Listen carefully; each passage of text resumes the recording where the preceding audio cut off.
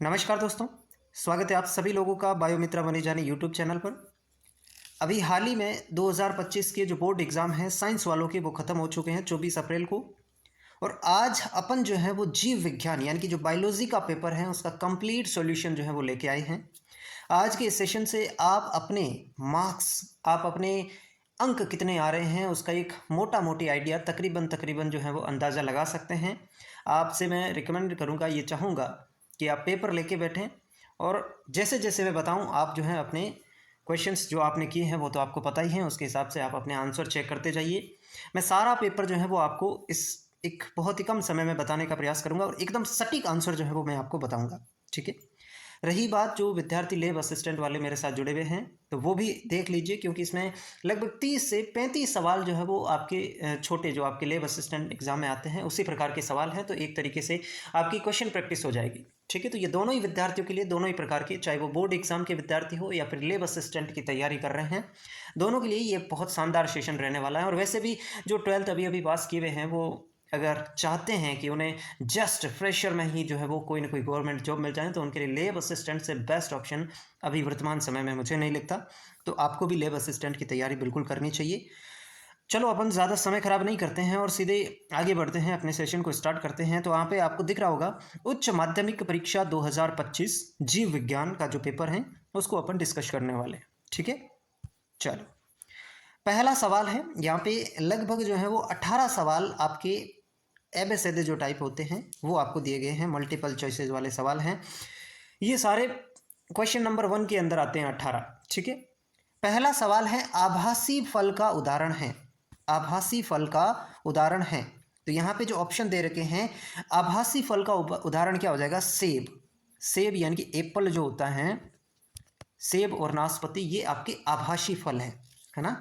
ये क्या है? कूट फल भी इनको कह सकते हैं, फॉल्स फ्रूट या असत्य फल, कई प्रकार के नाम हो सकते हैं। चाहे आभासी फल कहो, चाहे कूट फल कहो, चाहे असत्य फल कहो, चाहे फॉल्स फ्रूट कहो, वो आपका एग्जाम्पल सही जो इसका आंसर आ जाएगा एप्पल या सेब हो जाएगा। तो जिस भी बच्चे ने सेब टिक किया है उसका बिल्कुल करेक्ट है। सेकंड है कार्पस ल्यूटियम, जिसको हिंदी में कहते हैं पित्तपिंड। कार्पस ल्यूटियम के द्वारा भारी मात्रा में स्रावित हार्मोन कौन सा है? मैंने आपको जस्ट अभी ये जो ह्यूमन रिप्रोडक्शन वाला चैप्टर पढ़ाया उसमें कार्पस ल्यूटियम से द्वारा एक तो एस्ट्रोजन और एक प्रोजेस्टेरोन, दो प्रकार के हार्मोन स्रावित होते हैं। और यहाँ पे हमारे ऑप्शन में केवल प्रोजेस्टेरोन दे रखा है, तो इसका ऑप्शन बी इसमें करेक्ट हो जाएगा, प्रोजेस्टेरोन। बाकी टेस्टोस्टेरोन नहीं है। टेस्टोस्टेरोन जो नर के अंदर सेक्स हार्मोन होता है, थायरोक्सिन हार्मोन थायराइड ग्लैंड से स्रावित होता है, और प्रोलैक्टिन हार्मोन जो कि आपके दुग्ध स्रावण को प्रेरित करता है, ठीक है। चलो आगे बढ़ते हैं। अगला सवाल है द्वितीयक शुक्राणु कोशिका में गुणसूत्रों की संख्या है, यानी कि जो सेकेंडरी स्पर्मेटोसाइट सेल होती है, सेकेंडरी स्पर्मेटोसाइट सेल होती है उसमें गुणसूत्र कितने होते हैं? तो मैंने आपको बताया स्पर्मेटोगोनिया होती है। शुक्राणु जनन आपने बिल्कुल पढ़ा होगा मानव जनन वाले चैप्टर में। शुक्राणु जनन के अंदर स्पर्मेटोगोनिया जो होती है, शुक्राणु मात्र कोशिका होती हैं, वो जो है वो पहले प्राइमरी स्पर्मेटोसाइट यानी कि प्राथमिक शुक्राणु कोशिका में विभाजित होती हैं, मतलब उसमें बदलती है, और उसके बाद जो प्राथमिक शुक्राणु कोशिका है वो द्वितीयक शुक्राणु कोशिका में बदलती है। तो प्राथमिक शुक्राणु कोशिका द्विगुणित होती है और उसमें 46 गुणसूत्र होते हैं, जबकि प्राथमिक जो शुक्राणु कोशिका है वो जब द्वितीयक शुक्राणु कोशिका में बदलती हैं तो यहाँ पे द्वितीयक शुक्राणु कोशिका अगुणित हो जाती है और उसमें गुणसूत्रों की संख्या 23 हो जाती है प्रत्येक द्वितीयक शुक्राणु कोशिका में। तो जो क्रोमोसोम का नंबर हो जाएगा वो 23 हो जाएगा, ठीक है। अगला सवाल है गर्भावस्था रोकने का स्थायी माध्यम है। ऑप्शन सुनो, बंध्यकरण, आवधिक संयम यानी कि पीरियोडिक एब्स्टिनेंस, अंतर्गर्भाशय युक्ति यानी कि इंट्रा यूट्रिन डिवाइसेस, और डायाफ्राम। वैसे तो सारी की सारी गर्भावस्था को रोकने के ही उपाय हैं, लेकिन यहाँ पे सवाल में जो ध्यान देना था वो है स्थायी माध्यम, परमानेंट, ठीक है। परमानेंट जो चीज़ें होती है, परमानेंट जिससे गर्भावस्था रुक जाती हैं, वो आपका है बंध्यकरण, ठीक है। सर्जरी के द्वारा जो है वो आपके फेलोपियन ट्यूब को बांध दिया जाता है, आपकी जो वास्ट डिफरेंस होती है मेल के अंदर उसको बांध दिया जाता है। वासेक्टोमी और ट्यूबेक्टोमी नाम आपने सुना होगा, वो इसका स्थायी माध्यम है। बाकी पीरियोडिक एब्स्टिनेंस के अंदर क्या होता है, मासिक चक्र के 11वें से 17वें दिन के बीच में जो सेक्सुअल इंटरकोर्स है, संभोग को पूरी तरह से रोक के रखना। अंतर्गर्भाशय युक्ति, ये कुछ प्रकार के डिवाइसेस होते हैं जो आपके जो फीमेल होती है उसके गर्भाशय में अंतरोपित किए जाते हैं। और डायफ्राम जो होता है ये एक प्रकार का फीमेल कॉन्डम है, ठीक है। तो यहाँ पे सही ऑप्शन बंध्यकरण इसका करेक्ट ऑप्शन हो जाएगा, ठीक है। चलो अगला सवाल है वंशागति का गुणसूत्रीय सिद्धांत, क्रोमोजोम सिद्धांत किसने दिया? सबको याद होगा, सटन और बावेरी ने। ठीक है, गुणसूत्रीय सिद्धांत सटन और बावेरी ने। हड़बड़ी में स्लाइडन एवं सवान किसी ने टिक किया है, तो ये कोशिका सिद्धांत इन्होंने दिया था। इसका सही जो आंसर है सटन और बावेरी। अगला सवाल बहुत सिंपल सा, समयुग्मजी यानी कि होमोजाइगस प्रभाविता को प्रदर्शित करने वाला जीनोटाइप है RRYY, capital R capital Y, है ना। समयुग्मजी यानी कि नाम से पता चल रहा है जो समान है। ठीक है, अगला सवाल है आनुवांशिक विकार जो कि एक एक्स क्रोमोसोम की अतिरिक्त प्रतिलिपि के कारण होता है। ठीक है, एक्स क्रोमोसोम की अतिरिक्त प्रतिलिपि के कारण होता है, तो वो क्लाइनफेल्टर सिंड्रोम हो जाएगा। क्लाइनफेल्टर सिंड्रोम में एक्स इसके अंदर जो है XXY कंडीशन आ जाती है, तो एक एक्स गुणसूत्र यहाँ पे एक्स्ट्रा आ जाता है। ठीक है, अगला सवाल है द्विकुंडलित डीएनए में पूछा गया है एडिनिन सार जिस सार से जुड़ता है वह है, यानी कि एडिनिन जो है वो किसके साथ जुड़ता है? थाइमिन के साथ। और ग्वानिन किसके साथ जुड़ता है? साइटोसिन के साथ। ठीक है, तो यहाँ पे इसका थाइमिन करेक्ट हो जाएगा। ठीक है, अगला सवाल, जीवाणु में अनुलेखन के दौरान यानी कि ट्रांसक्रिप्शन जो होता है उसके दौरान आरएनए का प्रकार जो टेम्पलेट प्रदान करता है, आप सबको पता है आरएनए 3 प्रकार के होते हैं, mRNA, rRNA और tRNA। वहाँ पे जो टेम्पलेट प्रदान करने का काम करता है या टेम्पलेट की तरह जो काम करता है, सूचनाएं जो लेकर के आता है वो होता है mRNA, मैसेंजर RNA, संदेशवाहक RNA। ठीक है, तो इसका सी ऑप्शन स जो है वो उसका करेक्ट हो जाएगा। अगला सवाल है विकास के डार्विन सिद्धांत का मूल तत्व क्या है? डार्विन सिद्धांत का मूल तत्व है प्राकृतिक चुनाव यानी कि नेचुरल सिलेक्शन। ठीक है, प्रकृति के द्वारा योग्य जीवों का चयन किया जाता है। अगला सवाल है HIV विषाणु, HIV वायरस का प्रकार है। ठीक है, HIV वायरस का प्रकार है, ये एक प्रकार का रीट्रो वायरस है। क्या है? रीट्रो वायरस है। तो ये जो है ये यहाँ पे अगर बैक्टीरियोफेज किसी ने किया तो गलत है, जैसे कि इस बच्चे ने बैक्टीरियोफेज किया है, ये गलत है। यहाँ पे ये एक रीट्रो वायरस है। ठीक है, अगला सवाल देखते हैं, टाइफॉइड एक ज्वर है और उसकी पुष्टि अपन किस परीक्षण के द्वारा करते हैं? Widal test. टाइफॉइड जो है ये एक जीवाणु जनित बीमारी होती है और ये जो है सालेमोनेला टाइफी नामक जो बैक्टीरिया होता है जीवाणु उससे होता है, और इसकी जांच के लिए विडाल टेस्ट होता है। ठीक है, अगला सवाल है बायोगैस के उत्पादन से संबंधित सूक्ष्म जीव है। बायोगैस के उत्पादन में आप सबको पता है बैक्टीरिया जिसको अपन कहते हैं मिथेनोजेंस जीवाणु जो होते हैं वो बायोगैस का, मार्श गैस का उत्पादन करते हैं। तो सी इसका ऑप्शन हो जाएगा, जीवाणु। मिलाते रहना, आप कितने अंक आ रहे हैं आप मुझे कमेंट करके बताएंगे सारे विद्यार्थी। ठीक है, अगला सवाल है एंजाइम जिसका प्रयोग बोतल वाले फलों के रस को अधिक स्वच्छ एवं साफ, यानी कि बोतल के अंदर जो जूस मिलता है आपको, जैसे माजा वगैरह आपने देखा होगा, जैसे एक तो आम रस अपन घर पे बनाते हैं और एक जो बोतल के अंदर आम का रस आता है माजा वगैरह, वो कितना क्लियर होता है। तो वो क्लियर करने के लिए कौन से एंजाइम का प्रयोग किया जाता है? पैक्टिनेज एवं प्रोटीएज। ठीक है, पैक्टिनेज एवं प्रोटीएज। अगला सवाल है इको आर फर्स्ट में आर से जीवाणु का क्या प्रदर्शित होता है? यहाँ पे देखो ई जो है वो ई क्या है आपका? एसेरिचा। ई क्या है? एसेरिचा। CO का मतलब हो जाएगा कोलाई, तो ई एसेरिचा इसका वंश हो जाएगा। पहले अपन लिखते हैं कोई भी नाम तो उसमें वंश आता है, फिर CO कोलाई जो उसकी जाति हो जाएगी, और आर जो है वो उसके स्ट्रेन को हिंदी में कहते हैं प्रभेद, तो सॉरी आर उसके प्रभेद को दर्शाता है। ठीक है, ठीक बात है। अगला सवाल है बीटी कपास पौधे किस जीवों से सुरक्षित रहते हैं? तो आप सबको पता है जो बीटी कॉटन होता है, बीटी कॉटन जो है वो कीटों के विरुद्ध जो है वो क्या होते हैं, इनमें एक विशेष प्रकार का प्रोटीन ट्राई प्रोटीन उत्पन्न हो जाता है, बैसिलस थुरिंजेसिस जीवाणु आपने सुना होगा, तो ये कीटों से सुरक्षित रहते हैं। ठीक है, अगला सवाल है समष्टि गुण में नर एवं मादा का अनुपात। ये कितना सिंपल सवाल, नर और मादा का अनुपात क्या कहलाता है? लिंगानुपात। ठीक है, अगला सवाल है जंतु और पौधों के विलुप्तीकरण का मुख्य कारण नहीं है। यहाँ पे सवाल भी अगर आप ढंग से देखते हैं कि विलुप्तीकरण का, विलुप्त होने का कारण नहीं है, तो ध्यान से सुनो, संरक्षण, बाह्य स्थानीय संरक्षण, अगर आप किसी चीज़ का संरक्षण कर रहे हैं तो वो विलुप्त कैसे हो सकता है? नहीं हो सकता। यानी कि बाह्य स्थानीय संरक्षण जो है वो विलुप्तीकरण का कारण नहीं है। बाकी सारे के सारे हैं, सह विलुप्तता, को एक्सटेंशन, ये भी है। विदेशी जातियों के आक्रमण से, उससे भी होता है। शिकार करने से भी विलुप्तीकरण होता है, लेकिन संरक्षण से कभी विलुप्तीकरण नहीं होगा। ठीक है, तो ये जो 18 सवाल थे वो आपके ऑप्शन वाले सवाल थे। अब इसमें से आपके कितने करेक्ट हुए वो आपको पता ही है। अब आगे जो है ये आपके फिल इन दी ब्लैंक्स आ जाएंगे, यानी कि रिक्त स्थान जो है वो उसकी पूर्ति करनी है। सवाल है, एक पररूपी द्विबीजपत्री भ्रूण में एक खाली जगह तथा दो बीज पत्र समाहित होते हैं। तो एक द्विबीजपत्री भ्रूण के अंदर दो बीज पत्र और एक भ्रूणीय अक्ष होता है। एक क्या होता है इसमें? भ्रूणीय अक्ष होता है। भ्रूणीय अक्ष होता है। यहाँ पे मैं सही से लिख नहीं पा रहा हूँ क्योंकि अंगुली से लिख रहा हूँ, लेकिन आप इसको एडजस्ट कर लेना। क्या होता है? भ्रूणीय अक्ष होता है।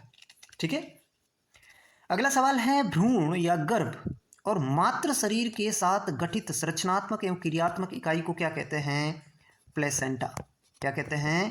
प्लेसेंटा। अगर किसी बच्चे ने लिखा है अपरा तो वो भी बिल्कुल करेक्ट है, अपरा या प्लेसेंटा। ठीक है, शरीर की रक्षा के लिए बने बनाए प्रतिरक्षी सीधे ही शरीर को दिए जाते हैं, तो वह प्रतिरक्षा क्या कहलाती है? निष्क्रिय प्रतिरक्षा। वह प्रतिरक्षा क्या कहलाएगी? निष्क्रिय प्रतिरक्षा। निष्क्रिय, पैसिव, पैसिव इम्यूनिटी। ठीक है, अगला है, मलेरिया परजीवी को अपना जीवन चक्र, वैसे आप सबको पता है ये द्विपोषित होता है, तो इसको अपना जीवन चक्र पूरा करने के लिए दो पोषी की आवश्यकता होती है। इनमें से एक तो इन्होंने दे रखा है कि एक तो मच्छर होता है, एक और परपोषी होता है। वो कौन सा होता है? तो वो होते हैं मनुष्य, अपन, इंसान, मानव। ठीक है, तो एक हो जाएगा मानव। समझ आ गई चारों? चलो अगला सवाल, मोनास्कस परप्यूरियस यीस्ट है, उससे स्टेटिन उत्पादन होता है। इसका प्रयोग किसको कम करने के लिए किया जाता है? स्टेटिन जो कि मोनास्कस परप्यूरियस यीस्ट से उत्पादित होता है, इसका प्रयोग किसको कम करने में होता है? कोलेस्ट्रॉल। कोलेस्ट्रॉल, कोलेस्ट्रॉल को कम करने में इसका प्रयोग किया जाता है। अगला सवाल है, आनुवांशिक पदार्थ, आनुवांशिक पदार्थ आरएनए को एक एंजाइम है, कोई न्यूक्लियस एंजाइम है, उसका नाम आपको बताना है, से उपचारित करके अलग किया जाता है। यानी कि आरएनए को हम कौन से एंजाइम से अलग करते हैं? तो वो हो जाएगा कौन सा न्यूक्लियस? Ribo nucleus. कौन सा? Ribo nucleus, ribo nucleus enzyme. ठीक है, अगला है, परजीवी गाय रोजी से मानव प्रोटीन युक्त दूध मिलता है। यानी कि रोजी जो एक परजीवी गाय है उसके दूध में कौन सा प्रोटीन होता है? तो ये आपने बायोटेक्नोलॉजी में बिल्कुल पढ़ा होगा, अल्फा-1 लैक्टालब्यूमिन। पढ़ा होगा, अल्फा-1 लैक्टालब्यूमिन। ठीक है, अगला है, प्रतिरक्षी अणु यानी कि एंटीबॉडी में खालिस्तान पेप्टाइड श्रृंखलाएं होती हैं। 4 पेप्टाइड श्रृंखलाएं पाई जाती हैं। कितनी? 4 पेप्टाइड श्रृंखला। आगे अपन बात करें, रिक्त स्थान और उच्च कोटि पादपों की जड़ों के बीच कवक मूल्य साहचर्य हैं। यानी कि कवक मूल या माइकोराइजा क्या होता है? कवक और उच्च पादपों के बीच की संबंध। तो यहाँ पे क्या हो जाएगा? कवक हो जाएगा, नाम से पता चल रहा है। ठीक है, अगला सवाल है, परपोषी जीव की बाह्य पृष्ठ पर आहार पूर्ति करने वाले परजीवी, ऐसे परजीवी जो किसी जीव के बाह्य सतह पर रहते हैं, जैसे कि जोंक है ना, तो वो होते हैं बाह्य परजीवी। नाम से ही यहाँ पे सब कुछ स्पष्ट हो रहा है, बाह्य परजीवी। ठीक है, मैं साफ नहीं लिख रहा हूं लेकिन बोल रहा हूं, उसको आप सुनते जाइए। ठीक है, अब देखो रिक्त स्थान वाले भी हो गए। लगभग कितने सवाल हो गए अपने? लगभग 10 और 18 को 28 सवाल हमने कर लिए, जो बिल्कुल छोटे छोटे सवाल थे। अब देखो, अब ये भी छोटे छोटे सवाल है, एक एक शब्दों के अंदर इसका उत्तर देना या एक पंक्ति में उत्तर देना है। हाइड्रिला पादप में परागण का माध्यम लिखिए। हाइड्रिला और जोस्टेरा, इनके अंदर जल परागण होता है। ठीक है, हाइड्रिला और जोस्टेरा, इन दोनों में ही जल परागण होता है, तो इसमें ऑप्शन आ जाएगा जल परागण। अगला सवाल है, शुक्राणु जनन को परिभाषित कीजिए। अगर कुछ भी नहीं आता हो ना, ऐसे लिख देते शुक्राणु के जनन की प्रक्रिया को शुक्राणु जनन कहते हैं, तो भी आपको नंबर मिल जाते हैं। अगर एग्जामिनर का दिमाग ठीक ठाक रहता तो एक आध नंबर, वो एक नंबर का एक भी दे देता। लेकिन अगर आप चाहते हैं कि अच्छी परिभाषा लिखे तो आपके लिए लिखना है कि नर के टेस्टिस में यानी कि वृषण में शुक्रजनक नलिकाओं द्वारा शुक्राणु के निर्माण की प्रक्रिया को शुक्राणु जनन कहते हैं। समझ गए? नर के अंदर जो टेस्टिस वृषण होता है उसमें शुक्रजनक नलिकाओं द्वारा शुक्राणु के निर्माण की प्रक्रिया को शुक्राणु जनन कहते हैं।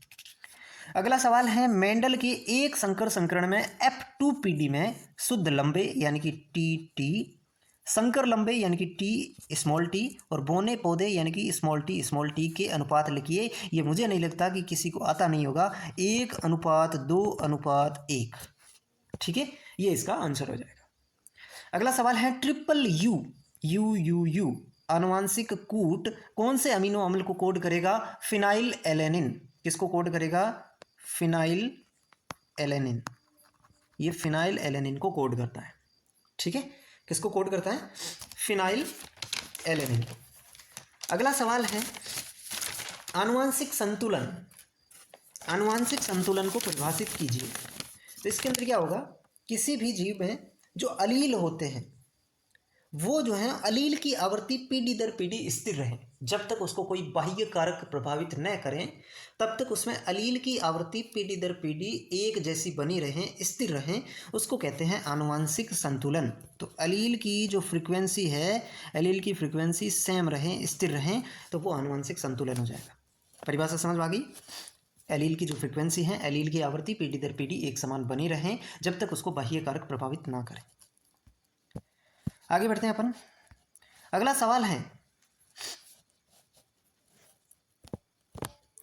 सवाल है, दूध की अपेक्षा दही में किस विटामिन की मात्रा बढ़ने से पोषण संबंधी गुणवत्ता बढ़ जाती है? विटामिन B12 की मात्रा बढ़ जाती है। चिकित्सा में जैव प्रौद्योगिकी के उपयोग का कोई एक उदाहरण लिखिए। ये आपने बायोटेक्नोलॉजी एप्लीकेशन जो चैप्टर है उसके अंदर बिल्कुल पढ़ा होगा कि चिकित्सा के अंदर जैव प्रौद्योगिकी क्या उपयोग है। तो सबसे पहले ह्यूमुलिन का निर्माण है ना, कृत्रिम इंसुलिन जो बनाए, तो वो लिख सकते हैं आप। या लिख सकते हैं आणविक निदान में, मोलिकुलर डायग्नोसिस जिसको अपन कह सकते हैं, जीन थेरेपी में। तो कई सारे जो है वो इसके अनुप्रयोग हैं चिकित्सा के क्षेत्र में। कोई भी एक अगर आपने इनमें से लिखा है तो वो आपका करेक्ट हो जाएगा। अगला सवाल है, समष्टि के घनत्व को बढ़ाने वाले एक कारक को लिखिए। यानी कि समष्टि के घनत्व को बढ़ाता है तो जन्म दर बढ़ाएगी, बढ़ाने वाला है ना, तो जन्म दर जो है वो घनत्व को बढ़ाएगी, मृत्यु दर क्या करेगा? कम करेगा, है ना। तो ये आप याद रख सकते हैं। स्वस्थानीय संरक्षण का एक उदाहरण लिखिए। स्वस्थानीय संरक्षण यानी कि उसी जगह पर उसका संरक्षण कर दिया। कैसे? जैसे कि आपने देखा होगा वन्य जीव अभ्यारण्य, कहीं पे बहुत ज़्यादा पेड़ पौधे हैं तो वहीं पे उसके चारों ओर जो है वो मेड़बंदी करके सरकार अपने अंडर में ले लेती है और उसको वन्य जीव अभ्यारण्य घोषित कर देती है। यानी कि उसी स्थान पर। एक होता है बाह्य स्थानीय संरक्षण, यानी कि दूसरी जगह पे उसको संरक्षित किया जाता है। जैसे कि अपन देखते हैं कि चिड़ियाघर वगैरह देखते हैं तो क्या चिड़िया, शेर, जो हाथी अपन को दिखते हैं, क्या वो पहले से वहीं पे होते? नहीं, वहाँ पे उनको लाया जाता है, वो होता बाह्य स्थानीय संरक्षण।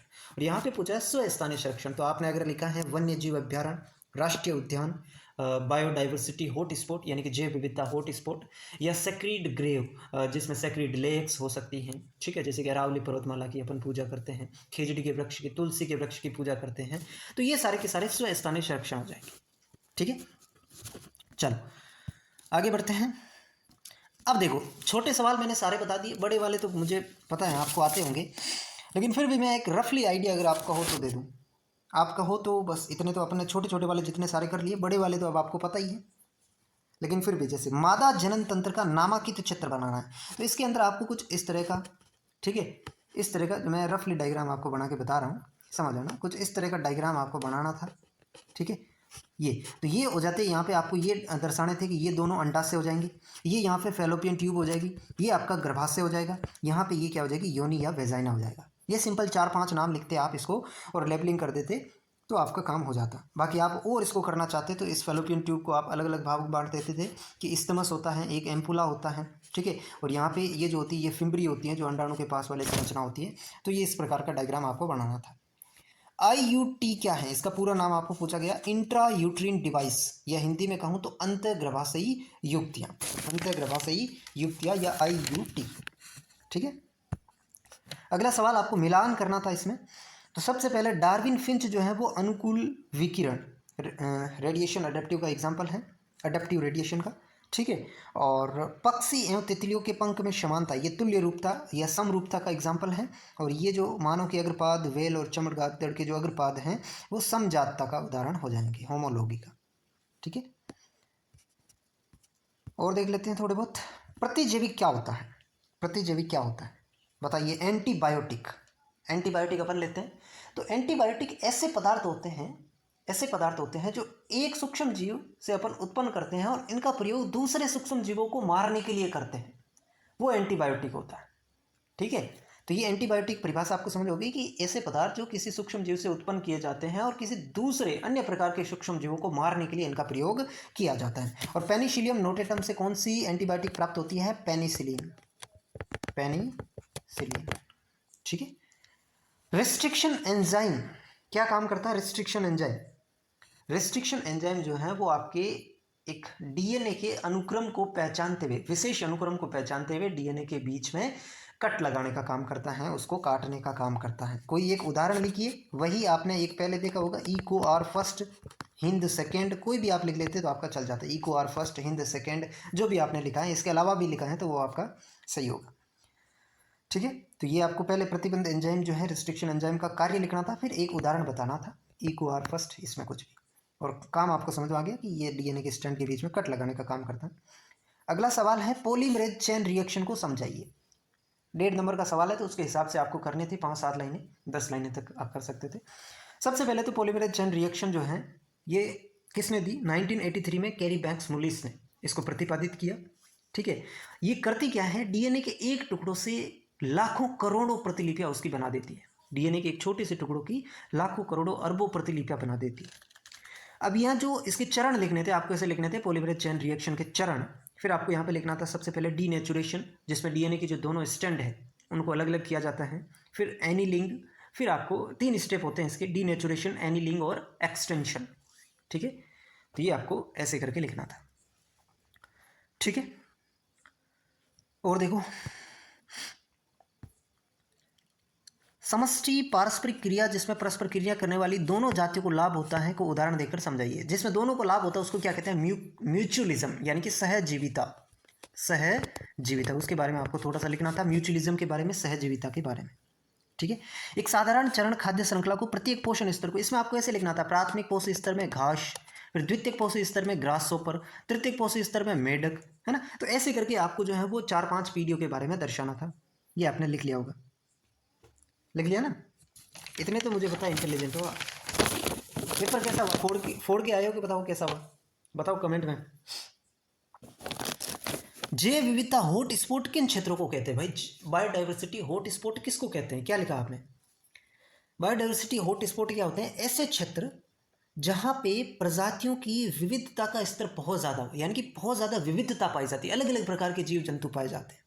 और दूसरी बात, यहाँ पे स्थानिक प्रजातियां पाई जाती है। स्थानिक का मतलब ऐसी प्रजातियां होती हैं जो केवल उसी क्षेत्र में होती है, दूसरी जगह पे आपको देखने को नहीं मिलेगी, है ना। इसे कहते हैं स्थानिक प्रजातियां। तो आपको लिखना था कि ऐसे क्षेत्र जहाँ पे प्रजातियों की विविधता का स्तर बहुत ज़्यादा हो और साथ ही साथ यहाँ पे स्थानिक प्रजातियां भी पाई जाती हैं, ये आपको यहाँ पे लिखना था। भारत के अंदर 4 जैव विविधता हॉटस्पॉट है, ये भी आप लिख सकते थे कि हिमालय, पश्चिम घाट, इंडो बर्मा रीजन और सुंदरलैंड। ठीक है, तो इस प्रकार से ये सवाल करना था, आपने किया होगा। अब ये थोड़े से बड़े सवाल आ गए हैं, तो मुझे पता है आपको पता है लघु बीजाणु जनन क्या होता है। परागकण की संरचना आपको वहाँ पे समझानी थी कि परागकण जो होता है ऐसा होता है, इसके अंदर 2 होती है, बाह्य भित्ति जो कि स्पोरोपोलेनिन की बनी होती है, आंतरिक भित्ति होती है।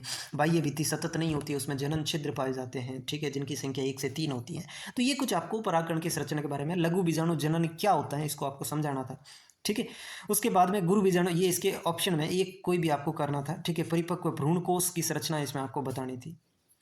असुगुणिता क्या होती है, अन्यूप्लॉइडी क्या होती है, यहाँ पे इसके डाउन सिंड्रोम को आपको समझाना था कि डाउन सिंड्रोम जो है 21वें गुणसूत्र की अतिरिक्त पुनरावृत्ति की वजह से होता है, इसे मंगोलिज्म भी कहते हैं। इसके अंदर जो हथेलियाँ होती है वो चौड़ी और चपटी हो जाती हैं। ये सारी चीज़ें, लक्षण जो भी हैं वो आपको इसके अंदर बताने थे। फिर बहुगुणिता का कारण और टर्नर सिंड्रोम के लक्षण, आई होप ये आपने कर लिए होंगे, मुझे बताने की ज़रूरत नहीं है। ठीक है, ये फिर से आ गया। पारिस्थितिकी तंत्र में जैव मात्रा के पिरामिड का वर्णन कीजिए, या फिर ऊर्जा के पिरामिड का वर्णन आपको करना था। फिर ये बड़े बड़े सवाल आ गए। ई कोलाई में डीएनए प्रतिकृति की कार्यप्रणाली समझाइए। ठीक है, या फिर आपको जो है वो प्रतिकृत द्विशाख का चित्र बनाना था। ठीक है, इस प्रकार की एक संरचना आपके बिल्कुल एनसीईआरटी में दे रखी होगी, आरबीएससी में, तो वो आपको बनानी थी, है ना। ये जेनेटिक्स के सवाल है, आपने देखे होंगे ये बड़े वाले सवाल। तो डीएनए के अंदर अनुलेखन ट्रांसक्रिप्शन को समझाना था, 2-3 जो स्टेप थे वो आपको बिल्कुल प्रॉपर अच्छे से पूरा डिटेल में बताना था यहाँ पे, ठीक है। अगला सवाल है अमीबियासिस जो रोग होता है उसके लक्षण लिखने थे आपको, और उसके संक्रमण के प्रमुख स्रोत क्या हैं वो चीज़ें। और ऑप्शन में था न्यूमोनिया रोग जो होता है हीमोफाइलस इन्फ्लुएंजी, उसके 2 लक्षण और उसके संक्रमण के प्रमुख स्रोत बताने थे। ये आपके ह्यूमन हेल्थ एंड डिजीज़ वाला जो चैप्टर है उसमें से ये सवाल आपके आए हैं। तो ये कंप्लीट पेपर था। छोटे सवाल मैंने सारे आपको डिटेल से बता दिए, जितने भी 30-35 सवाल थे, है ना। बड़े वाले सवालों को मैंने आपको रफली आइडिया दे दिया, पूरा भी यहाँ पे नहीं बता सकता। बाकी कौन से चैप्टर में है ये मैंने आपको बता दिए, वहाँ पे आप जाके देख सकते हैं, ठीक है। तो आज की क्लास में अपन इतना ही रखते हैं। बाकी अगर आपको सेशन अच्छा लगा है तो आप इसको लाइक कर सकते हैं और अपने दोस्तों के साथ इसमें ज़रूर शेयर करें। धन्यवाद।